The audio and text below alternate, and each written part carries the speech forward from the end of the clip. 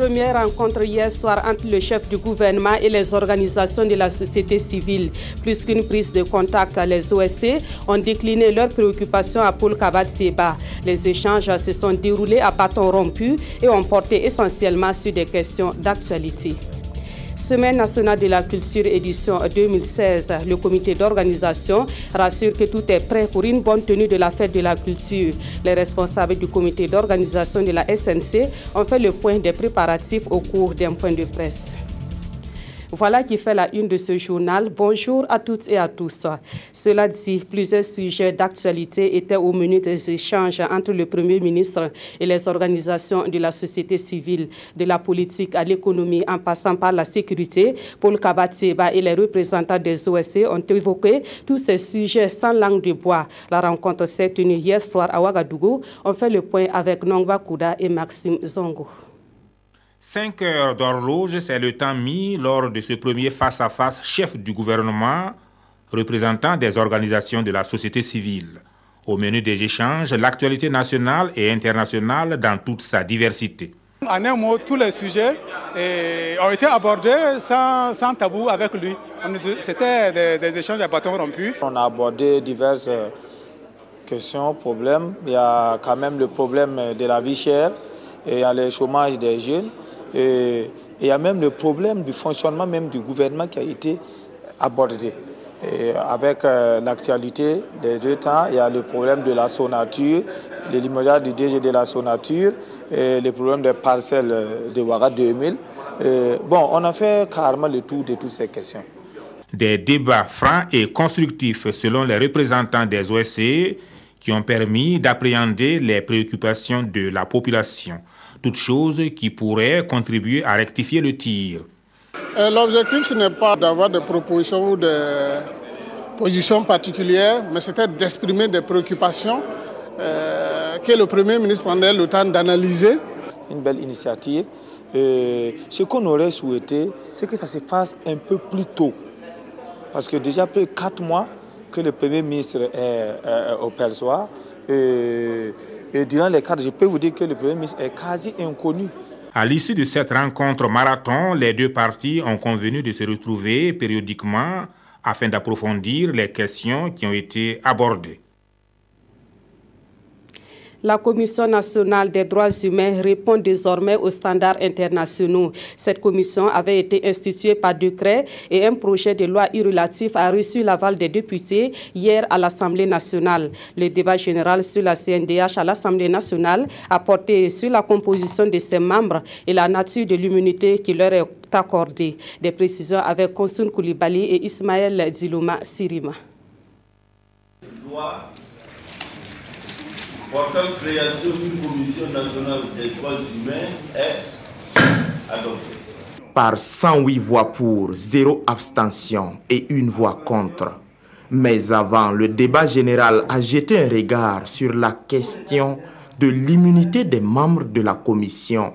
Lorsque, par exemple, un commissaire, dans l'exercice de ses fonctions, pose des actes, il a inhumé ses votages. Et nous pensons qu'il faut maintenir ça. Sinon, si les commissaires savent que pour les actes qu'ils ont pris des décisions, après leur mandat, on va les poursuivre, ils ne vont pas agir. La présence spécifique de médecins et d'avocats comme membres de la commission a également soulevé des questions. Par exemple, l'atteinte à l'intégrité physique, il faut bien quelqu'un qui s'y connaît pour pouvoir établir un certain nombre de faits. C'est pour cela que nous avons estimé que la présence des médecins était nécessaire. Et les avocats, parce que lorsque vous savez que la commission est compétente pour recevoir des plaintes, or le monsieur une plainte, il faut pouvoir la qualifier, pour pouvoir la rattacher à une violation précise. Et à ce niveau, les avocats, juristes praticiens sont à même de pouvoir faire ce travail. À cette première session ordinaire de l'année 2016, Albert Benao de la province de la Sicile fait son entrée à l'hémicycle. Il remplace Ousmane Nakro du MPP qui a démissionné. Dans le cadre du financement additionnel des filières agro-silvopastorales, une mission du gouvernement et de la Banque mondiale était en visite de terrain hier. La mission est allée constater l'avancement des travaux de construction d'infrastructures pour l'élevage et l'agriculture dans les localités. À Tangandasouri et à Komki-Ipala, la délégation a jugé l'avancement des travaux satisfaisants. On apprend aussi que la clôture du PAFASP, initialement prévue pour fin 2016, est prorogée au 30 juin 2017. Nongba Kouda et Ramatou Zida. Nous sommes sur un site traditionnel d'élevage à Tanguin, localité située à 25 km de Ouagadougou. Amadou Nakoulma exerce ici l'activité d'embouche bovine depuis plus d'une dizaine d'années. Aujourd'hui, grâce à l'accompagnement du programme d'appui aux filières agro-silvopastorales, il compte moderniser son processus d'embauche. J'apprécie l'action du projet, mais je souhaite qu'à l'avenir, il nous appuie aussi avec du bétail. Sur ce nouveau site sera construite une étable semi-dure de 10 têtes de bovins, une infrastructure de plus d'1 million de francs CFA. Emmanuel Nikiema, quant à lui, élève de la volaille. Il a aussi reçu l'appui du PAFASP. Son activité de production de volailles s'agrandit avec ce bâtiment en construction et un noyau reproducteur de 50 poules et 5 coqs qui lui sera offert par le projet. Déjà, j'ai un bâtiment qui est déjà amorti, construit en banco depuis 2011 qui est amorti. Et sans un bâtiment, ce n'est pas sûr que je puisse continuer à produire, surtout que je vais produire à grande échelle. Dans la mise en œuvre du financement de ces micro-projets, l'équipe de la Banque mondiale et du gouvernement burkinabé est ici pour apprécier l'état d'exécution des travaux. Les chantiers ont démarré, les promoteurs ont pu remettre donc les sites aux prestataires et les travaux sont à différents stades. La mission a également visité la construction de 2 entrepôts de conservation d'oignons à Lugbisi, un village de Komki-Ipala à 30 km de Ouagadougou. Dans l'ensemble, l'évolution des réalisations est satisfaisante selon la mission de supervision. L'ambassadeur du Nigeria est en fin de mission au Burkina Faso. Il était en poste depuis 2012 dans notre pays qu'il quitte pour d'autres fonctions au Nigeria. Et pour lui dire au revoir, une soirée a été organisée hier à son honneur. Soirée au cours de laquelle l'ambassadeur du Nigeria a reçu une distinction honorifique. Paul David Bambara et Omar Zondri. David Gambar Bala fait ses adieux au Burkina Faso. Après 4 ans de service en tant qu'ambassadeur du Nigeria au Burkina Faso, voici venue l'heure pour lui de retourner au Bercail. Ma mission vraiment ici a été vraiment très engageante et en partant j'ai un sentiment mitigé de joie parce que je dois repartir chez moi au pays et un second sentiment parce que je dois quitter un pays que j'aime tant. Et pour toutes ses actions rendues au peuple burkinabé, David Gambar Bala est distingué à titre honorifique. Il reçoit ici la médaille d'officier de l'ordre national des mains du ministre en charge des Affaires étrangères. Ce qu'on peut retenir dans l'action concrète, c'est que le Nigeria a aidé le Burkina avec 20 véhicules dans le cadre de l'organisation des élections présidentielles et législatives, ce qui est à saluer dans la coopération sud-sud. Le diplomate nigérien quitte le pays des hommes intègres pour le Nigeria, où il sera désormais en charge du département Afrique aux affaires étrangères. Il promet toujours œuvrer pour le renforcement des liens déjà étroits entre le Burkina Faso et le Nigeria, des liens qui existent depuis 1972. Autre point de l'actualité, la Semaine nationale de la culture Bobo 2016 s'ouvre demain 26 mars. Dans la ville de Sia, tout est prêt pour une bonne tenue de la fête de la culture. C'est l'assurance faite par le comité d'organisation. Le comité d'organisation de la SNC 2016 a fait le point de ses préparatifs au cours d'un point de presse hier à Bobo Dioulasso. Des précisions avec Idrissa Warga et Amadou Loué. Pas de doute, la Semaine nationale de la culture commence bel et bien samedi à Bobo Dioulasso. Assurance faite par le comité national d'organisation au cours de ce point de presse. Les sites sont prêts, les stands sont déjà donc construits. Le village de communauté est en train d'être également occupé donc par les différentes communautés. La SNC 2016 réserve assez d'innovation pour le public. Il y a ce que les jeunes ont apporté comme innovation, c'est l'islam. Vous avez également le fait que les prix attribués aux différents lauréats ont été relevés. Nous sommes passés de 750 000 francs à 1 million de francs. Cette année, il reste l'enjeu majeur de ce rendez-vous culturel, mais la commission se veut rassurante. Nous serons déployés sur tous les sites. Et d'ailleurs, ça fait depuis 151 jours que nous sommes en opération. Plus de 1000 artistes sont attendus, des nationaux comme des internationaux. Alpha Blondy, précédemment annoncé, ne pourra plus faire le déplacement. Alpha Blondy, effectivement, avait suscité des envies auprès de la population, mais malheureusement, pour des raisons indépendantes de sa volonté, il ne pourra pas faire le dépôt de Bobo Dioulasso. C'est au stade Sangoulé Lamezana de Bobo Dioulasso que va se dérouler la cérémonie de lancement de la SNC 2016, une cérémonie prévue samedi à partir de 15 h. Et puis dans la province de Nayala, 2 troupes en danse traditionnelle vont représenter cette province à la 18e SNC. À quelques heures de l'ouverture de ce rendez-vous culturel, ces troupes se disent prêtes à rivaliser avec l'autre troupe des autres provinces qui seront en compétition. Nous vous proposons les dernières répétitions des 2 troupes de danse traditionnelle du Nayala. Et c'est un reportage de Bakary Seri et Nayal Gadou pour Sawadougou. La province du Nayala est présente à la Semaine nationale de la culture Bobo 2016 avec 2 troupes en danse traditionnelle pour les jeunes et adultes. Composée essentiellement d'élèves, la troupe Lao Baosila de Thomas fait ses dernières répétitions. Après une première participation en 2014 où elle a occupé la 4e place, la troupe Baosila va cette année à la conquête du premier prix en danse traditionnelle pour les jeunes. La danse que nous apprenons, la danse est la meilleure danse. Cette année, on est mieux préparé par rapport à l'année passée. L'année passée, c'était notre première participation à la SNC. Mais cette année, on a plus d'expérience. Ce qui me fait dire qu'on parle sans inquiétude. Pour sa première participation, la troupe Kikura de Gossina, créée en 2008, compte offrir un spectacle en danse traditionnelle fait de 12 pas de danse différents. Il y a danse des salutations, danse des femmes qui veut dire la paix au Burkina Faso. Et également, il y a danse des masques. On a commencé les entraînements, en tout cas ça vaut 1 mois que nous sommes là-dessus. Et je pense que l'entraînement c'est l'atout de la troupe. Et je pense qu'en tout cas il y a l'espoir. Il y a l'espoir pour entrer la première place à Bobo. La troupe jeune est à sa 2e participation. En 2014, ils étaient 4e. Donc nous avons travaillé davantage pour améliorer notre rang cette année.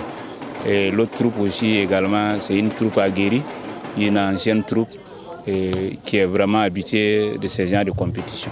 Les troupes, entre réglages et conseils pratiques, se disent prêtes pour la conquête du Grand Prix national des arts et des lettres en catégorie danse traditionnelle pour jeunes et adultes. Dans l'actualité culturelle également, un festival dénommé Ouagadougou a été lancé hier soir dans la capitale burkinabé. C'est un festival qui se tient autour de concepts appelés les 3B, entendez par là les brochettes, les boissons et la bonne humeur. Le promoteur dit avoir initié ce festival pour offrir une semaine de bonheur aux Ouagalais. Mokhtar Ouedraogo et Aruna Mari. Du Dougou à Ouagadougou. Et c'est le festival Ouagadougou qui déroule son concept. Pour cette première édition, le festival se propose d'offrir aux Ouagalais une semaine de bonne humeur. L'idée est du promoteur des Wistiti d'Or.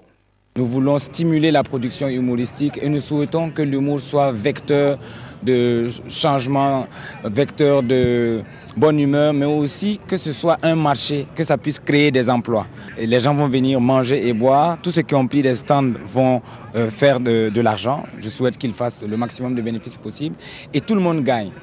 Pour le parrain, la culture est un business et Ouagadougou est à même d'apporter sa contribution à la résorption du chômage des jeunes et au rayonnement du Burkina.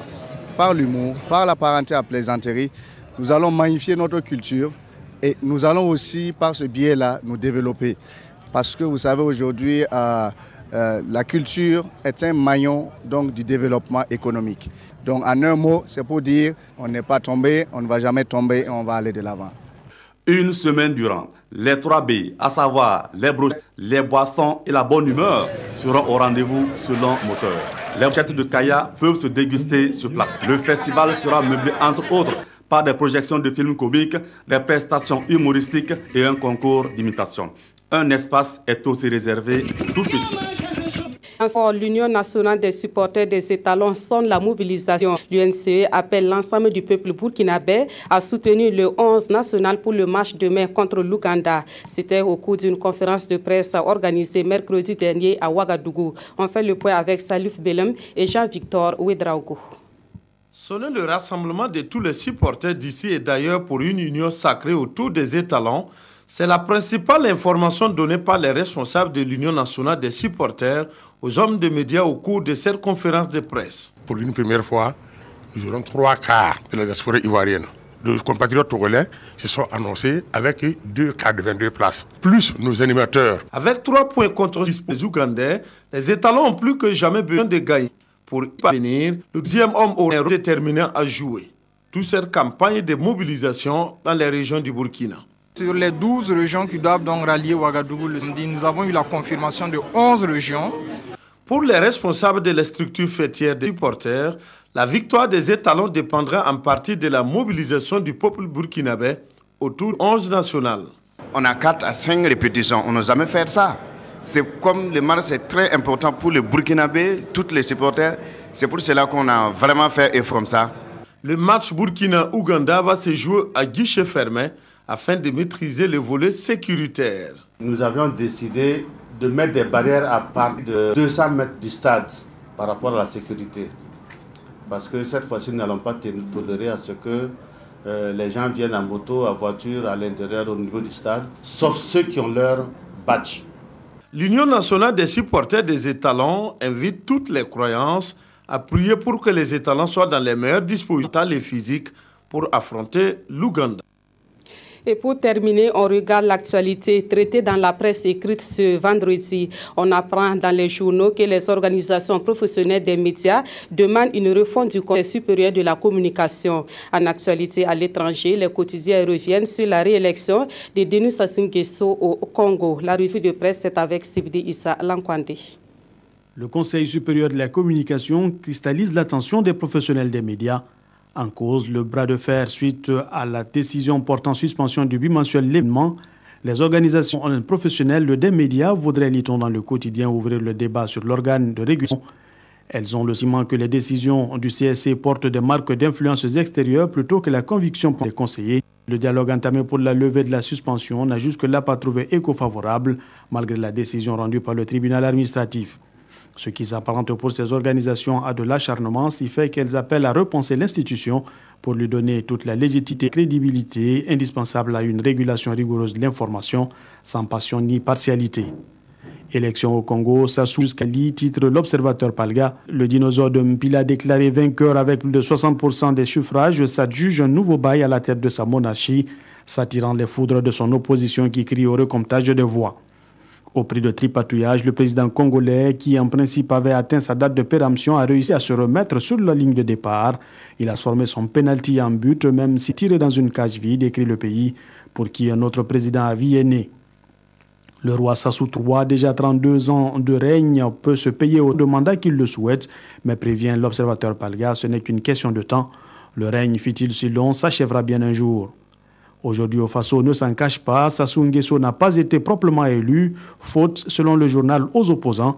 S'ils avaient fait front, ils auraient sûrement fait mouche. Et l'appel à la désobéissance civile lancé par le général Mokoko ne risque-t-il pas d'être vain? Toute l'opposition va-t-elle le suivre? Vraie défiance pour le général au simple barreau d'honneur. Seul le temps peut-être le dira. Et c'est la fin de cette édition. Merci de l'avoir suivi et merci de rester fidèle au programme de la RTV.